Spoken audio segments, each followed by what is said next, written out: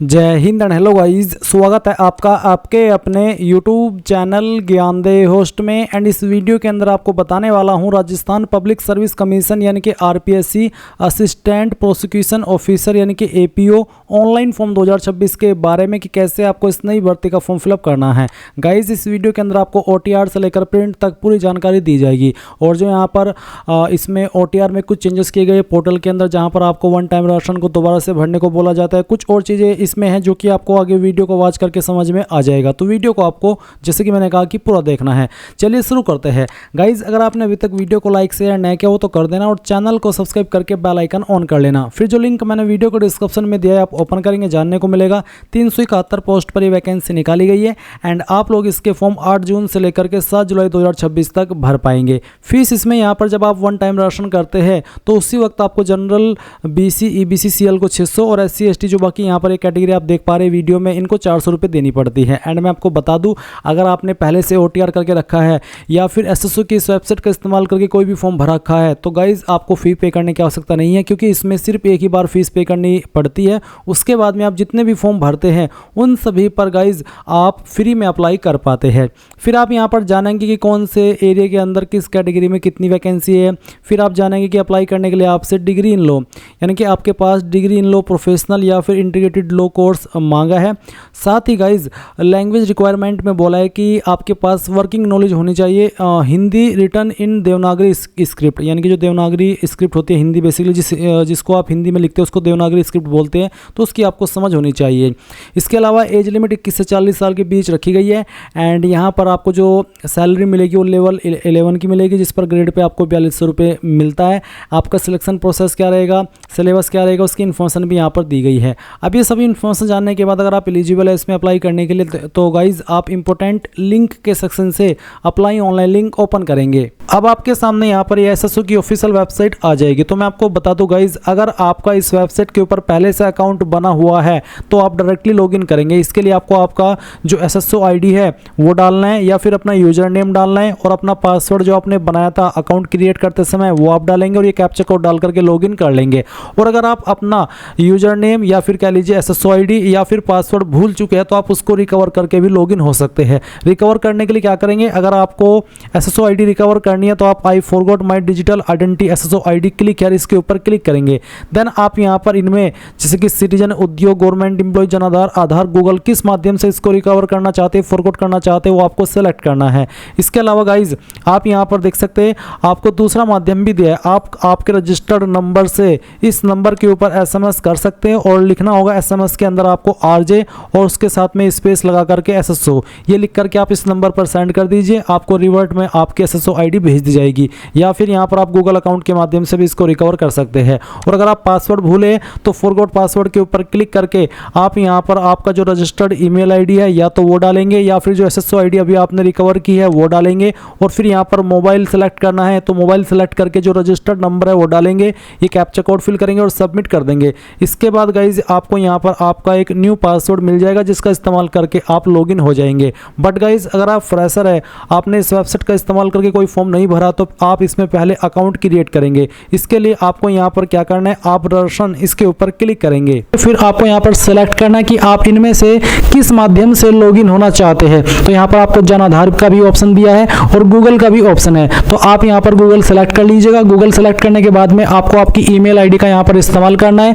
कोई भी email ID आप यहाँ पर डालिए एंड द नेक्स्ट के ऊपर क्लिक कीजिए। अब गाइज यहाँ पर आपके सामने कुछ ऐसा इंटरफेस आएगा जैसे ही आप अपनी ईमेल ID एंड उसका पासवर्ड डाल करके लॉगिन कर लेंगे। अब आपको यहाँ पर आपकी SSO ID बना लेनी है। आप अपनी ईमेल ID के अकॉर्डिंग जो SSO ID फैच की गई है अगर यही रखना चाहते तो ये भी रख सकते हैं। अगर आपको इसमें कोई बदलाव करना है तो वो भी आप कर सकते हैं। फिर आपको एक पासवर्ड बनाना है नया और आपका एक पासवर्ड कैसा होगा वो आप देख लीजिए। पासवर्ड के अंदर इंग्लिश का कैपिटल लेटर कम से कम एक, स्मॉल लेटर कम से कम एक, ज़्यादा कितने भी हो सकते हैं, स्पेशल कैरेक्टर और साथ ही डिजिट का आपको इस्तेमाल करना है। तो कुछ इस तरह का पासवर्ड बनाने के बाद में उसको दोबारा डालेंगे, वेरीफाई कर देंगे, अपना मोबाइल नंबर डालेंगे जो कि आप रजिस्टर करना चाहते हैं और यहाँ पर ईमेल आपकी ऑलरेडी दी गई है। इसके बाद में आपको रजिस्टर के ऊपर क्लिक करना है। अब गाइज आपके सामने लॉगिन का पेज आएगा जैसा कि आप यहाँ पर देख सकते हैं। अब आपको यहाँ पर वो आपकी SSO ID डालनी है जो कि अभी आपने बनाई है या फिर आपका यूजर नेम डालना है, आपका पासवर्ड डालना है जो कि अभी आपने बनाया, ये कैप्चा कोड डालेंगे एंड देन लॉगिन के ऊपर क्लिक करेंगे। अब गाइज आपके सामने यहाँ पर ये ये अपडेट प्रोफाइल का ऑप्शन आएगा तो आपको सबसे पहले आपका फर्स्ट नेम एंटर करना है 10th के सर्टिफिकेट के अकॉर्डिंग, फिर आपको आपका लास्ट नेम एंटर करना है। इसके बाद डिस्प्ले नेम अगर आप अपना चेंज करना चाहते हैं तो ये भी आप यहाँ से चेंज कर सकते हैं। फिर आपकी जो डेट ऑफ बर्थ है वो आपको यहाँ पर इस तरह से कैलेंडर के ऊपर क्लिक करके सिलेक्ट कर लेनी है, पहले ईयर फिर मंथ और उसके बाद में डे। देन गाइज यहाँ पर जेंडर आपको सिलेक्ट करना है। अगर आप यहाँ पर नंबर ऐड करना चाहते हैं, आपने नहीं किया तो आप यहाँ पर इसके सेक्शन के ऊपर क्लिक करके अपना नंबर डालेंगे, सेंड ओटीपी पर क्लिक करेंगे तो ओटीपी जाएगा, वो ओटीपी यहाँ पर डाल करके वेरीफाई करना है। ईमेल आईडी भी आप यहाँ पर ऐड कर सकते हैं या फिर चेंज कर सकते हैं। इसके अलावा आपको यहाँ पर पोस्टल एड्रेस में जो आपका प्रेजेंट एड्रेस है वो फिल करना है और फिर जो आपका पोस्टल कोड है वो भी आपको यहाँ पर डाल देना है। पोस्टल कोड यानी कि जो आपका पिन कोड लगता है वो पिन कोड आप यहाँ पर लिखेंगे। सिटी डिस्ट्रिक्ट कौन सी है वो भी आपको यहाँ पर अपनी एंटर कर देनी है। एंड इसके बाद में गाइस आपकी जो स्टेट है वो भी आपको यहाँ पर सेलेक्ट कर लेनी है। फिर अगर आपकी बहामासा आईडी है तो वो आप यहाँ पर डाल देंगे, अगर नहीं है तो आप इसको ऐसे ही छोड़ दें। जन आधार आईडी है तो वो यहाँ पर डाल देंगे, एडिट के ऊपर क्लिक करके, नहीं तो आप इसको ऐसे ही छोड़ देंगे। एंड उसके बाद में अगर आपका आधार आईडी है तो आप यहाँ पर डालेंगे, कोई ओल्ड एसएसओ आईडी है तो आप यहाँ पर दे देंगे। एंड उसके बाद में इन सभी जानकारी को चेक करते हुए आप अपडेट के ऊपर क्लिक करेंगे। गाइज जैसे ही आप आपकी प्रोफाइल की इंफॉर्मेशन फिल कर लेंगे या फिर उसको अपडेट कर लेंगे तो आप यहाँ पर जो रिसेंट ऐप्स है जो कि एसएसओ के सभी सुविधा है वो यहाँ पर आपको देखने को मिलेंगे। आपको क्या करना है, आपको यहाँ पर इसमें सर्च कर लेना है, क्विक सर्च के अंदर REC। जब आप इतना लिखेंगे तो आपको यहाँ पर रिक्रूटमेंट पोर्टल देखने को मिलेगा। तो आप ये जो रिक्रूटमेंट पोर्टल देख पा रहे हैं आप इसके ऊपर क्लिक करेंगे। इसके ऊपर क्लिक करने के बाद आपके सामने कुछ ऐसा इंटरफेस आएगा। गाइज यहाँ पर अभी रिसेंटली जो एसएसओ की वेबसाइट है उसने ये अपडेट लॉन्च किया है जहाँ पर आपको आपकी OTR की eKYC करने को बोला है। अगर आप यहाँ पर क्लिक हियर के ऊपर क्लिक करेंगे तो आपके सामने इसका नोटिस आ जाएगा, जिस नोटिस के अंदर आपको यहाँ पर बोला है कि बहुत सारे कैंडिडेट फ्रॉड इन्फॉर्मेशन दे देते हैं, बहुत सारे कैंडिडेट यहाँ पर सेम इन्फॉर्मेशन को बार बार दे देते हैं, या फिर जैसे कि आपने कोई इन्फॉर्मेशन भरी, सेम कैंडिडेट ने वही इन्फॉर्मेशन दोबारा भर दी, तो ऐसे में यहाँ पर डुप्लीकेशन हो जाता है, एप्लीकेशंस का ऑथेंटिकेशन हो जाता है कैंडिडेट का। तो इस तरह कोई जो चीज़ें हैं उनको रोकने के लिए ये eKYC को लॉन्च किया है। तो अब आप क्या करेंगे, आप यहाँ से ओके कर दीजिएगा। अगर आप पहले से OTR करके रखे हैं तो आपके सामने ये वाला इंटरफेस आएगा। अब आप यहाँ पर ओके करिएगा, क्योंकि मेरा पहले से ही इसमें OTR होकर के रखा है तो मेरे सामने कुछ ऐसा इंटरफेस आया जहाँ पर गाइज आपको इसमें फर्स्ट स्टेप देखने को मिलेगा बेसिक डिटेल्स का। तो जब आप बेसिक डिटेल्स अपनी देखेंगे जो कि आपने इसमें भरी थी, जो कि मैं आपको यहाँ पर दिखा देता हूँ, मेरे सामने बेसिक डिटेल्स का ऑप्शन आ चुका है। यहाँ पर पूछे are you Rajasthan government employee, अगर है तो यस, नहीं तो आप नो करेंगे। अगर आप यस है तो फिर आपको यहाँ पर राजस्थान गवर्नमेंट एम्प्लॉय नंबर देना होगा और फिर फैच के ऊपर क्लिक करके उस जानकारी को फैच करना होगा। अगर आप नहीं है तो आप नो करेंगे। फिर यहाँ पर KYC आप किसके माध्यम से करना चाहते हैं, जन आधार या फिर आधार। तो मैं यहाँ पर आधार सेलेक्ट कर लेता हूँ। अगर आप आधार सेलेक्ट करें तो फिर आपको आधार नंबर यहाँ पर डालना है और फिर वेरीफाई के ऊपर क्लिक करना है। इसके बाद आपके सामने इस तरह का इंटरफेस आएगा डिक्लेरेशन, आप यहाँ पर टिक करिएगा और टिक करने के बाद में आप अप्लाई के ऊपर क्लिक करिएगा।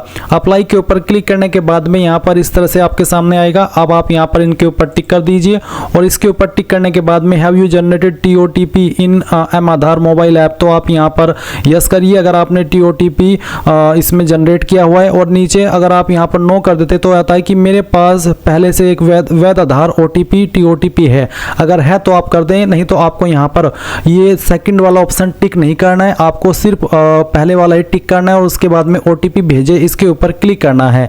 इसके ऊपर क्लिक करने के बाद में गाइज यहाँ पर जो आपने आधार कार्ड के साथ में मोबाइल नंबर रजिस्टर किया हुआ है उसके ऊपर एक OTP सेंड किया जाएगा। वो OTP आप यहाँ पर डालेंगे और प्रमाणीकरण करें इसके ऊपर क्लिक करेंगे। गाइज जैसे ही आपका OTP वेरीफाई होगा तो आपके सामने इसी प्रकार का इंटरफेस आएगा जैसे कि आप वीडियो में देख सकते हैं। अब आप यहाँ पर आपके स्टेप 2 पर आ चुके हैं। इसमें आपको जो आपकी इंफॉर्मेशन आपने OTR के अंदर फिल करी थी वो इंफॉर्मेशन आपकी यहाँ पर फैच की जाएगी। अगर आपने OTR के अंदर अलग जानकारी भरी हुई है और आधार के साथ में आपकी अलग इंफॉर्मेशन है तो आप यहाँ पर अपडेट OTR के ऊपर क्लिक करके उसको अपडेट करेंगे। तो यहाँ पर गाइज मैंने अपनी इंफॉर्मेशन आधार के अकॉर्डिंग कर ली है और इसके बाद में आप यहाँ पर नीचे इंस्ट्रक्शंस देखेंगे। यहाँ पर आपको लाइव फोटो, आपको आपका लाइव फोटो अपलोड कर देना है। मैंने पहले से लाइव फोटो अपलोड करके रखा है इसलिए यहाँ पर मेरा फोटो यहाँ पर आ रहा है। और साथ ही आप देखेंगे स्पाइसमैन में आपको क्या अपलोड करना है। मैं आपको यहाँ पर सैंपल हैंड रिटन स्पाइसमैन ये ओपन करके दिखाता हूँ। ये आपका सैंपल है, आपको उसको क्या करना है, डाउनलोड कर लेना है। और डाउनलोड करने के बाद में आपको प्रिंट करना है और प्रिंट करने के बाद में आपको यहाँ पर जो हिंदी प्रारूप है ये आपको यहाँ पर हिंदी में लिखना है। और जहाँ पर ये लिखा है मैं आवेदक का नाम में आपको आपका नाम लिखना है जो आपने फॉर्म के अंदर भरा है या फिर आप इसमें OTR के अंदर भरे हो, फिर पिता का नाम और जो आपका डेट ऑफ बर्थ है वो आप लिखेंगे। फिर उसके बाद में जो लाइन से हिंदी वाली है सेम लाइन आप यहाँ पर हिंदी में रिटर्न कर देंगे और यहाँ पर आप आपके सिग्नेचर कर देंगे। फिर सेम इन्फॉर्मेशन आपको इंग्लिश के अंदर रिटर्न करनी है अपने हैंड से, और जहाँ पर आपको नाम लिखने को बोला है वहाँ पर नाम लिखना है और फादर नेम की जगह पर फादर नेम और डेट ऑफ बर्थ यहाँ पर भी लिखना है और फिर यहाँ पर भी लिखना है। उसके बाद सिग्नेचर करने हैं। यहाँ पर आपको आपकी SSO ID लिखनी है, आपका OTR नंबर लिखना है और जो आपका परमानेंट एड्रेस है वो भी यहाँ पर लिख देना है। उसके बाद आप इस फाइल को स्कैन करेंगे और फिर आप यहाँ पर इसको अपलोड कर देंगे हैंड रिटन स्पाइसमैन के अंदर, जिसका फॉर्मेट PDF का रखा है और साइज 550 KB से 200 KB के बीच में रहना चाहिए। अब अगर आपकी ये फाइल इमेज के अंदर है तो आप इसको PDF में कैसे बनाएंगे वो जान लीजिए। आप गूगल के अंदर आना और सर्च करना इमेज टू PDF। जैसे आप सर्च करेंगे ये पहली वेबसाइट आएगी, इसको ओपन कर लेना। उसके बाद में सिलेक्ट JPG इमेज के ऊपर क्लिक करके जो अभी आपने स्पाइसमैन स्कैन करके रखा है वो स्पाइसमैन आप सेलेक्ट कर लेंगे। डेमो के लिए मैं ये फाइल सेलेक्ट कर रहा हूँ। फिर यहाँ से ओपन करेंगे, कन्वर्ट टू PDF के ऊपर क्लिक करेंगे, ये फाइल आपकी PDF के अंदर कन्वर्ट होगी। अब आप डाउनलोड PDF के ऊपर क्लिक करके इसको डाउनलोड कर लेना। अब गाइज अगर आपका इसका साइज कम हो जाता है तो आप इसको कैसे करेंगे, अब बढ़ाएंगे वो जान लीजिए। आप गूगल के अंदर सर्च करना इंक्रीज, यहाँ पर आपको इंक्रीज PDF साइज, तो मैं यहाँ पर इंक्रीज PDF साइज सर्च करता हूँ। इसके बाद में यहाँ पर आप इंक्रीज PDF साइज की जो पहली वेबसाइट आएगी इसको ओपन कर लेना। उसके बाद में सिलेक्ट PDF के ऊपर क्लिक करना और जो आपकी PDF अभी आपने इमेज से PDF में बनाई है वो सिलेक्ट करना। उसके बाद में ओपन करना और अभी इसमें आपको जो साइज बोला है वो 50 से 200 KB के बीच में बोला है, तो चलिए मैं यहाँ पर इसको 100 KB कर लेता हूँ और फिर इंक्रीज PDF साइज इसके ऊपर क्लिक करता हूँ। इसके ऊपर क्लिक करने के बाद में ये फाइल का जो साइज है PDF का ये बढ़ेगा। जो आपने साइज अपनी मर्जी से यहाँ पर बनाया उस साइज में, तो आपको थोड़ा सा प्रोसेस होने देना है। मैं डाउनलोड के ऊपर क्लिक कर लेता हूँ क्योंकि ये हो चुकी है प्रोसेस। उसके बाद आप यहाँ पर आएंगे और जो फाइल आपने अभी PDF के अंदर कन्वर्ट की है वो फाइल यहाँ पर अपलोड कर देंगे। क्योंकि मैंने पहले से ही ये चीज़ें करके रखी है तो मेरी यहाँ पर लाइव फोटो भी अपलोड है, साथ ही साथ जो हैंड रिटन स्पाइसमैन है वो भी अपलोड है। अब आपको यहाँ पर आपका फुल सिग्नेचर इंग्लिश, आपको इंग्लिश के अंदर अपना सिग्नेचर अपलोड करना है, जिसका साइज 20 से 50 KB के बीच में रखा है। फॉर्मेट JPEG का रहना चाहिए। साथ ही साथ फुल सिग्नेचर हिंदी। गाइज जो आपका इंग्लिश का सिग्नेचर है वो कुछ भी हो सकता है। आप सिग्नेचर में जो भी आप सिग्नेचर अपना रखते हैं, सिग्नेचर का मतलब होता है कुछ भी। सिग्नेचर ऐसा नहीं है कि आपका नाम है तो आप अपना नाम ही सिग्नेचर में लिखते हैं। कुछ कैंडिडेट या फिर कुछ लोग ऐसे भी होते हैं कुछ भी वहाँ पर लिख देते हैं, वो एक साइन होता है। तो इंग्लिश वाला जो भी आपका साइन है वो आपको यहाँ पर साइन अपलोड करना है। उसके बाद में फुल सिग्नेचर इन हिंदी, तो जो हिंदी के अंदर आप अपलोड करेंगे उसमें आप आपका पूरा नाम हिंदी के अंदर लिख करके अपलोड करिएगा। इसका साइज भी 20 से 50 KB के बीच में रखा है। तो आप अपलोड के ऊपर क्लिक कीजिए और जहाँ पर भी आपका सिग्नेचर है वो सिग्नेचर की फाइल आप यहाँ पर सिलेक्ट करेंगे। तो चलिए मैं यहाँ पर इस फाइल को सिलेक्ट करता हूँ और फिर यहाँ से ओपन कर लेता हूँ। आपका सिग्नेचर इस तरह से आ जाएगा। उसके बाद आप यहाँ पर हिंदी वाला सिग्नेचर भी सिलेक्ट कर लेंगे और फिर आप सेव एंड नेक्स्ट के ऊपर क्लिक करेंगे। नाउ गाइज आपके सामने यहाँ पर स्टेप 3 आएगा पेमेंट का। तो आप यहाँ पर पेमेंट वाले सेक्शन पर आएंगे और जो आपने इन्फॉर्मेशन अभी अपनी OTR के अंदर भरी है वो इन्फॉर्मेशन आप यहाँ पर चेक करेंगे। सभी इन्फॉर्मेशन चेक करने के बाद में यहाँ पर आपको पेमेंट डिटेल्स देखने को मिलेगी। इसमें पेमेंट मोड ऑनलाइन, अमाउंट आप देख सकते हैं, ट्रांजैक्शन रेट मैंने पहले से ही पेमेंट करके रखा है क्योंकि मैंने आपको पहले ही बताया था कि SSO की वेबसाइट के ऊपर जब आप एक बार OTR कर लेते हैं और उसके बाद जब आप एक बार फीस पे कर देते हैं तो उसके बाद में जितने भी फॉर्म आप भरते हैं SSO की वेबसाइट के माध्यम से वो सभी आप लोग फ्री में अप्लाई कर पाते हैं। तो मेरा पेमेंट यहाँ पर ऑलरेडी रिसीव्ड है, आप देख सकते हैं ट्रांजैक्शन रेट यहाँ पर दी गई है।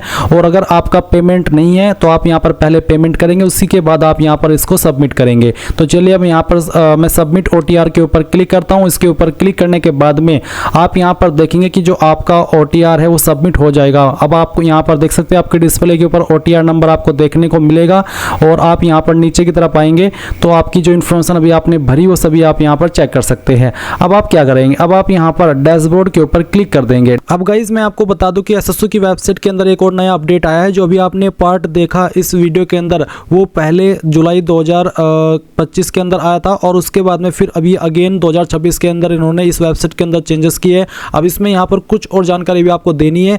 ये सभी आपसे इसलिए ली जाती है ताकि आगे चल करके आपको फ्यूचर में कोई प्रॉब्लम फेस ना करनी पड़े। तो अब आप यहाँ पर अपनी जो बेसिक डिटेल है वो एडिट कर सकते हैं। तो अगर आपके सामने ये विकल्प आए तो आप इस इन्फॉर्मेशन को यहाँ पर भर देना, नहीं आए तो आप आगे इस वीडियो को देख करके कैसे फॉर्म फिल करना है वो जान लेना। तो अगर आपको यहाँ पर भरने को बोला जा रहा है तो आप भरेंगे यहाँ पर आपकी माताजी का नाम, उसके बाद में विजिबल बॉडी मार्क, आपकी बॉडी के ऊपर ऐसा निशान जिससे आपकी बॉडी की पहचान होती है। ये निशान आपकी बॉडी के ऊपर कहीं पर भी हो सकता है। है। अगर आपकी बॉडी के ऊपर ढूंढने के बाद भी कोई निशान नहीं मिलता तो आप यहाँ पर नो मार्क लिख सकते हैं। उसके बाद मैरिटल स्टेटस क्या, unmarried, married, divorced, remarried, widower, जो भी है वो आप सेलेक्ट कर लेना।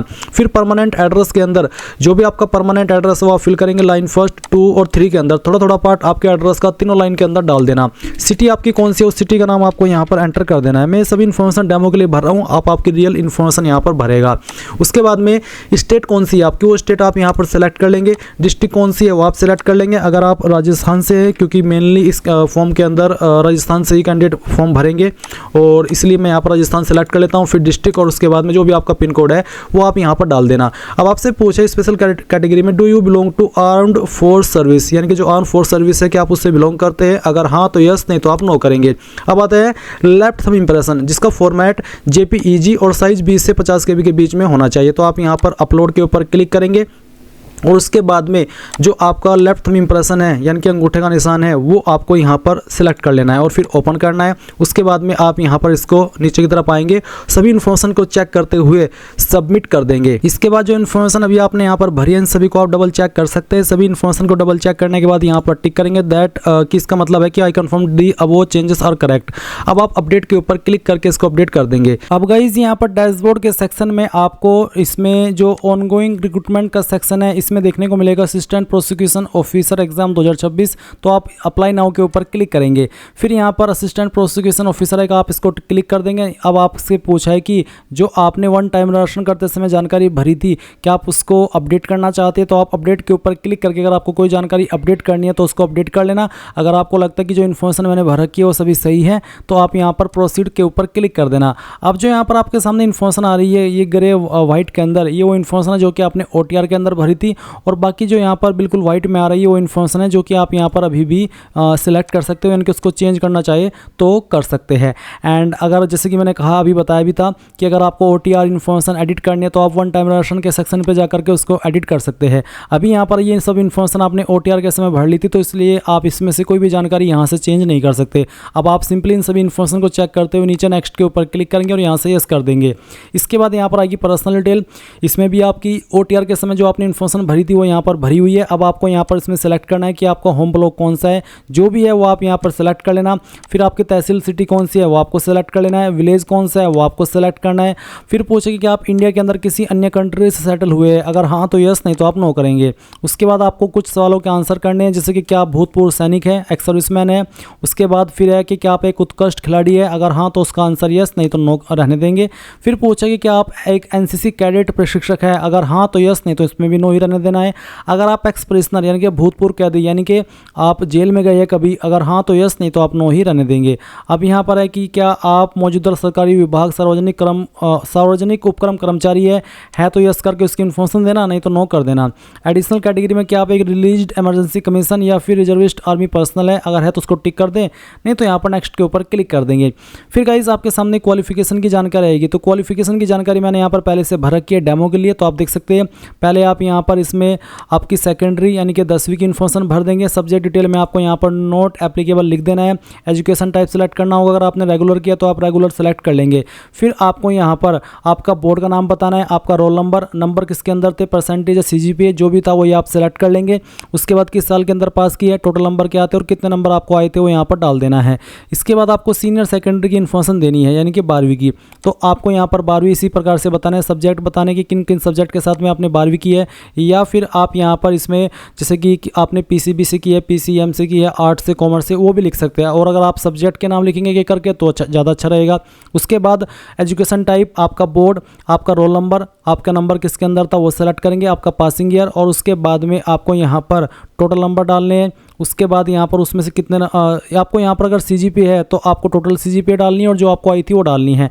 एंड अगर नंबर में है तो आप टोटल नंबर डालेंगे यहाँ पर, और उसके बाद में जो नंबर आए थे वो आप इस सेक्शन में डाल देंगे। यहाँ पर ये जो इन्फॉर्मेशन आप देख पा रहे हैं सभी की सभी डेमो के लिए भरी हुई है, क्योंकि इसमें आप देख सकते हैं 10वीं का पासिंग ईयर 2023 है और 12वीं का पासिंग ईयर 2020, जबकि ऐसा पॉसिबल नहीं होता। तो ये मैंने डेमो के लिए भर करके दिखाई हुई है। आपको यहाँ से सिर्फ इन्फॉर्मेशन को समझना है, अपनी कॉमन सेंस का भी थोड़ा बहुत इस्तेमाल करना है।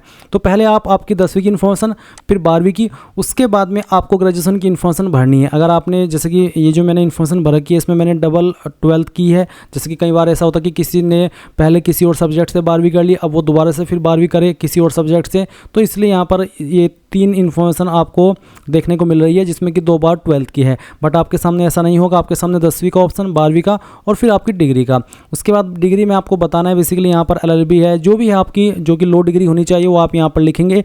एंड सब्जेक्ट किन सब्जेक्ट के साथ में पास की है, फिर यहाँ पर आप इसमें एजुकेशन टाइप, फिर आपकी यूनिवर्सिटी या इंस्टीट्यूट का नाम, आपका फाइनल ईयर का रोल नंबर, आपके नंबर किसके अंदर थे वो, आपका पासिंग ईयर, आपके टोटल नंबर, उसमें से आपको कितने नंबर आए थे वो, ये सब आपको यहाँ पर डाल देना है। इसके बाद यहाँ पर अगर आपके पास कोई एक्सपीरियंस है तो आप इस वाले ऑप्शन में यस करके उसकी इन्फॉर्मेशन भर सकते हैं, नहीं तो आप नेक्स्ट के ऊपर क्लिक कर देंगे। इसके बाद गाइज आपके सामने यहाँ पर आइडेंटिफिकेशन एंड इंक्लोजर का ऑप्शन आएगा, जहाँ पर फोटोग्राफ, सिग्नेचर और थंब इंप्रेशन है। अब यहाँ पर भी गाइज ये इन्फॉर्मेशन OTR के समय भर ली गई थी, इसलिए यहाँ पर इसमें मैं इसको चेंज नहीं कर सकता। तो अगर आपको चेंज करना है तो आप OTR के को अपडेट करेंगे, और यहाँ से जब आप उस इन्फॉर्मेशन को अपडेट कर देंगे तो ऑटोमेटिकली यहाँ पर भी अपडेट हो जाएगी। तो फोटोग्राफ आपको अपलोड करना होगा, आपका सिग्नेचर और आपका लेफ्ट थंब इंप्रेशन। फिर यहाँ पर विजिबल बॉडी मार्क, आपकी बॉडी के ऊपर अगर कोई ऐसा निशान है जिससे आपकी बॉडी की पहचान होती है तो आप उस निशान के बारे में लिख देंगे, नहीं तो नन लिख देना और फिर नेक्स्ट के ऊपर क्लिक करना। अब आपके सामने आपके फॉर्म का प्रीव्यू आ चुका है। जो भी जानकारी शुरू से लेकर अभी तक भरी है OTR में भी और वैसे भी, वो सभी यहाँ पर है।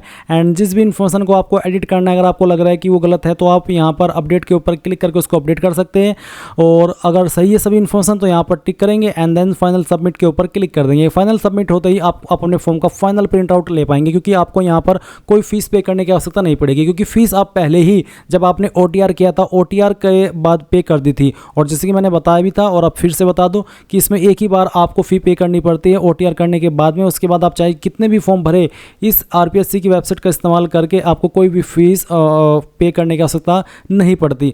माफ़ी चाहूँगा, RPSC नहीं बल्कि SSO की वेबसाइट। तो ये थी आपकी जानकारी कि कैसे आपको RPSC APO online form 2026 fill करना है। आई होप आपको ये प्रोसेस पसंद आया होगा, समझ आया होगा। कोई भी सवाल डाउट हो तो आप कमेंट के माध्यम से पूछ लेना। Thanks for watching. जय हिंद।